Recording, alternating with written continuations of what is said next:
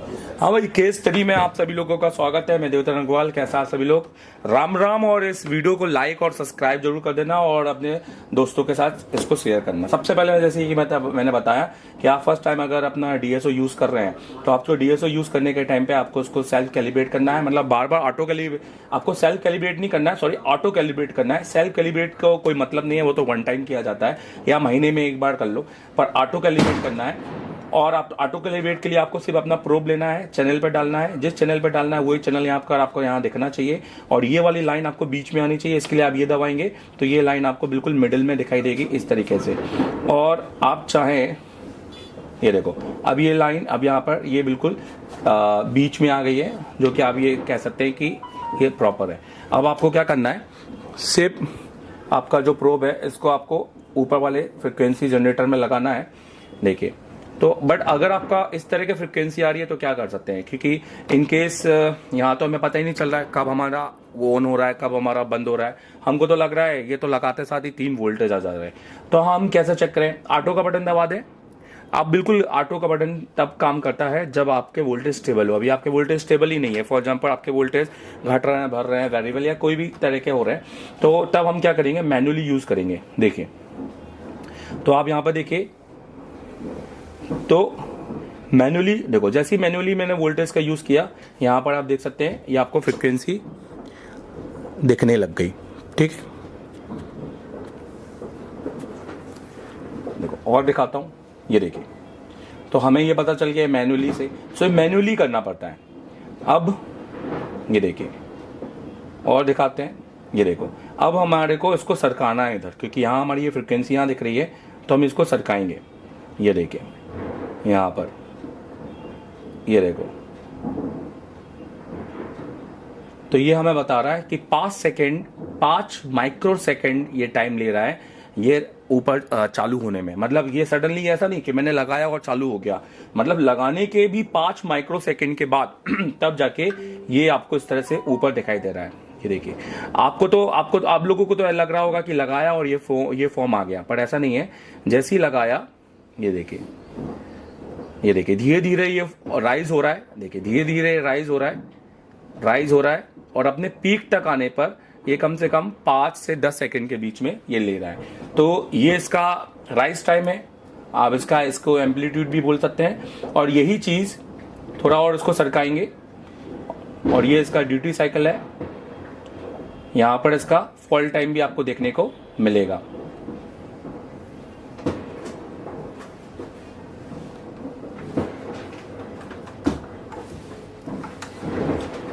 ठीक है,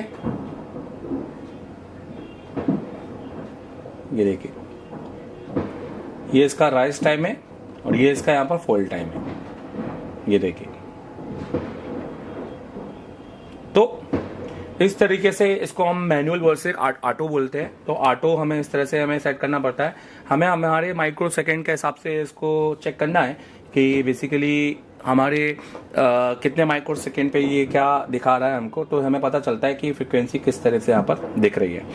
बाकी हमें समझना यहाँ पर है कि यहाँ पर किस तरह से अभी आएगा, तो इस वीडियो में बताऊंगा। बाकी मैं अगला आपको इसके बाद के छोटे छोटे वीडियो में बताऊंगा। बाकी आपको पूरा कोर्स करना है तो नीचे लिंक दी है। और ज़्यादा अच्छा ये है कि डीएसओ का कोर्स लेने से अच्छा आईफोन का पूरा कोर्स लो। और क्योंकि डीएसओ का कोर्स मैंने 3000 3,500 में रखा है, आईफोन का कोर्स पूरा 7,000 में रखा है। उसके अंदर 6 से लेकर 12 प्रो तक आईफोन का पूरा सब्जेक्ट भी मिल जाएगा, जिसके अंदर 450 वीडियो है। आईसी निकालने के साथ में पूरा आईसी के सब सप्लाई लाइन प्लस डीएसओ, वो भी दोनों डीएसओ का आपको यहाँ पर ज्ञान मिल जाएगा। ठीक है, नीचे लिंक दी है और लिंक का फायदा उठाओ। अब कैसा है, उसमें 20% डिस्काउंट भी है, दिवाली कोड है। ठीक है, कैपिटल लेटर। अब ध्यान देना, अब जैसे मुझे यहाँ पर पैरामीटर डालना है तो मैं यहाँ पर सबसे पहले पीरियड दबा दूं, तो यहाँ पर देखो पीरियड शो हो रहा है ना, तो इस पीरियड को मैंने यहाँ पर दबा देना है। तो जैसे दबा देना तो यहाँ पे पीरियड शो हो गया। अब यहाँ पर अब यहाँ से मैं पीरियड को चेक कर सकता हूँ कि मेरा क्या पीरियड आ रहा है। अब जैसे ये पीरियड हो गया, ये फ्रिक्वेंसी हो गई। देखो पीरियड यहाँ पे आ रहा है कि ये 1 यहाँ पर मिली सेकेंड में दिखा रहा है, 1000 मिली सेकेंड 1.000 मिली सेकेंड दिखा रहा है और फ्रिक्वेंसी जो है 1 किलो हर्ट्ज की दिखा रहा है। ठीक है, अब यहाँ पे मैं वोल्टेज भी ले सकता हूँ। तो वोल्टेज के लिए मुझे क्या करना पड़ेगा, मैं इसको मेन्यू दबाऊंगा तो ये वर्टिकल में आ जाएगा। तो अभी कैसा था,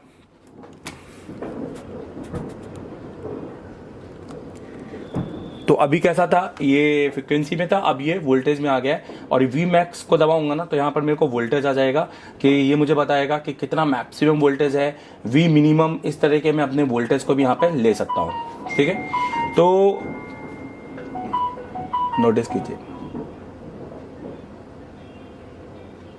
तो हम ये चीज़ ऑटो करके भी कर सकते हैं और यही चीज़ हम मैनुअली करके भी हम कर सकते हैं। सो हमें पता चल जाता है कि ये किस तरीके से हमें मिलने वाला है। ये देखिए, अभी मैं आपको इसके अंदर बहुत सारी चीज़ें और बताऊंगा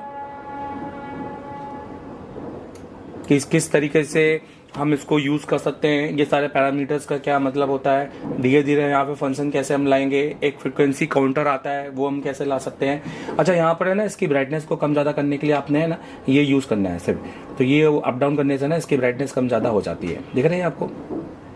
बाकी यार बॉस, इसका बहुत अच्छा काम है, इससे आप अपनी आईसीयू की स्विचिंग चेक कर सकते हो, बहुत सी सारी चीज़ें चेक कर सकते हैं जो कि आपको धीरे धीरे सीखनी है। ठीक है, थैंक यू वेरी मच ये वीडियो देखने के लिए।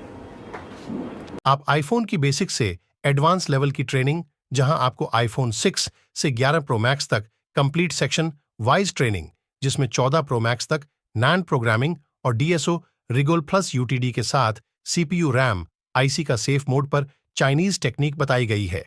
यह कोर्स सिर्फ 7999 में 2 साल की वैलिडिटी के साथ आपके पीसी और मोबाइल दोनों पर चलेगा।